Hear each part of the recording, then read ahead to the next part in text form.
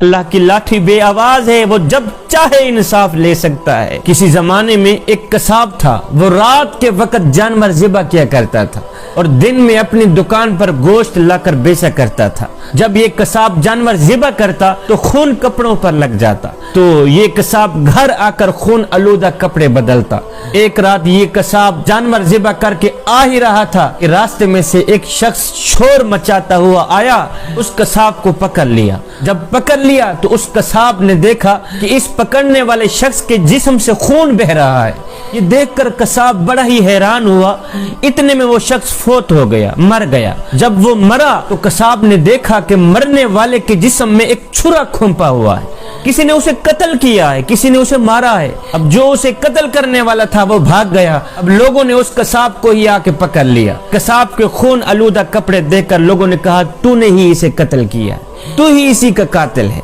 لوگوں نے اس قصاب کو پکڑ لیا، قاضی کے پاس لے گئے، قصاب پر مقدمہ چلایا گیا۔ لوگوں کی گواہی سن کر قاضی نے قصاب کو پھانسی کا فیصلہ سنا دیا۔ جب قصاب کو پھانسی کے لیے تختے پہ لایا گیا تو قصاب کی آنکھوں سے آنسو نکل رہے تھے۔ قصاب کی آنکھوں سے نکلے آنسو دیکھ کر تختے پر لانے والے پولیس افسر نے پوچھ لیا کیوں رو رہے ہو؟ اب کچھ زیادہ ندامت ہونے لگ گئی۔ اس قصاب نے کہا میاں ندامت تو ہو ہی رہی ہے، لیکن میں اس بندے کا قاتل نہیں ہوں جس کی سزا مجھے ابھی مل رہی ہے، اصل میں میں کسی اور کا قاتل ہوں۔ میاں میں اس بندے کا قاتل نہیں ہوں جس کی سزا مجھے مل رہی ہے، جس کی سزا میں مجھے پھانسی دی جا رہی ہے، اصل میں کسی اور کا قاتل ہوں۔ پولیس والے نے کہا وہ کیسے؟ قصاب نے کہا میاں سن، میں بہت عرصہ پہلے کشتی چلایا کرتا تھا، ایک بہت بڑا دریا تھا، دریا کے اس کنارے کے لوگوں کو دوسرے کنارے تک پہنچاتا تھا۔ ایک دن ایک لڑکی میری کشتی پہ سوار ہوئی، جب میں نے اس لڑکی کو دیکھا تو وہ چاند کا ٹکڑا ہی تھی، بڑی ہی حسین و جمیل حسن کی ملکہ تھی، اللہ تعالیٰ نے بڑے ہی حسن سے نواز رکھا تھا۔ میرا دل اس لڑکی پر فدا ہو گیا، میں نے اس لڑکی کو اشارے میں بات کی اور اس لڑکی نے مجھ سے اشارے میں بات کی، تو میں نے اپنی خواہش کا اظہار کیا کہ میں تم سے اپنی خواہش پورا کرانا چاہتا ہوں۔ اس نے کہا نہیں، اس سے بہتر ہے کہ ہم نکاح ہی کر لیں۔ کہا وہ کیسے ہوگا؟ وہ جوان لڑکی نے کہا کہ تم میرے والدین کے پاس جا کر رشتہ مانگ، وہ تجھے رشتہ دے دیں گے، پھر ساری زندگی اکٹھے رہیں گے۔ کہتا ہے میں نے جا کر لڑکی کے والدین سے رشتے کی بات کی، انہوں نے کہا ہماری لڑکی تو اتنی حسین و جمیل ہے، خوبصورت، پڑھی لکھی ہے، اللہ کی نیک بندی ہے، تیرے اندر تو ہمیں ایک خوبی بھی نظر نہیں آتی، لہٰذا ہم تجھے اپنی لڑکی کا رشتہ نہیں دیتے، تو یہاں سے چلا جا۔ میں بہت ہی مایوس ہو کر واپس چلا گیا۔ میری اس محبت میں، میرے پیار میں، میری مایوسی میں 2 سال گزر گئے۔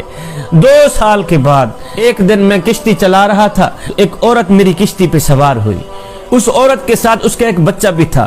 جب میں نے غور کیا تو دیکھ کر حیران رہ گیا کہ یہ وہی لڑکی تھی جس کی محبت میں 2 سال میں نے بڑے ہی مشکل سے گزارے۔ یہ وہی عورت ہے جس کے عشق میں، جس کے پیار میں نے 2 سال بڑے ہی مشکل سے گزارے۔ اب میں نے کیا کیا؟ میں نے اس سے باتیں کرنا شروع کر دی۔ اب اس لڑکی نے کہا نہیں، میں تجھ سے باتیں نہیں کر سکتی، اس لیے کہ میں کسی کی امانت ہوں، میری شادی ہو گئی، یہ میرا خاوند ہے، دیکھو یہ میرا بیٹا ہے، میں کسی کی امانت ہوں، میں تیرے ساتھ بات ہرگز نہیں کر سکتی۔ میں نے اسے بہت باتوں پہ مائل کیا، لیکن وہ بت بن کر بیٹھی ہی رہی، کوئی جواب نہ دیا۔ ادھر میرے دل میں گناہ کا خیال آیا کہ آج وقت ہے میں کچھ نہ کچھ کر ہی لوں، آج وقت مل گیا ہے کہ میں اپنی خواہش پوری کر ہی لوں۔ 2 سالوں کی محبت میں نے دل میں سما رکھی ہے، 2 سالوں کا پیار میں نے دل میں سما رکھا ہے، آج وقت مل گیا ہے کہ میں کچھ نہ کچھ کر ہی لوں اس کا۔ اب میں نے اس لڑکی کو کہا کہ میرے قریب آؤ، میری خواہش پوری کرو۔ وہ لڑکی کانپ اٹھی، کہا خدا کا نام لو، اللہ سے ڈرو، اس کے عذاب سے ڈرو، میں کسی کی امانت ہوں۔